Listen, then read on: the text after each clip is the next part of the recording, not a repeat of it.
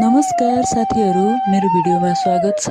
यो भिडियो चाहिँ 2081 सालको हाम्रो घरको तिहार कार्यक्रमको हो र तपाईहरु देख्न सक्नुहुनेछ हाम्रो दिदीहरू, दाइको छोरीहरू अनि भान्जीहरूले चाहिँ तिहारको तयारी गर्दै हुनुहुन्छ। हामी घरको सदस्यहरू प्राय सबै छौं।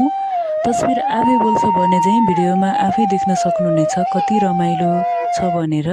त्यसैले फेरि पनि पोस्ट गर्न मन लाग्यो। के लाग्छ भने साथीहरू, तेरो मेरो नभनिकन सबैको सम्मान गरेर अगाडि बढ्दा यस्ता चाडपर्वहरूले चाहिँ हाम्रो सम्बन्धलाई अझ सुमधुर बनाउँदै लैजान्छ।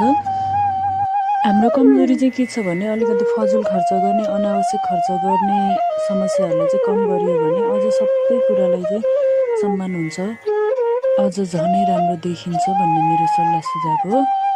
सबैले सबैको सम्मान गर्न सकेमा मात्र हामी मानव भएको नाताले भाइचारा कायम गर्न सकिन्छ। धन्यवाद।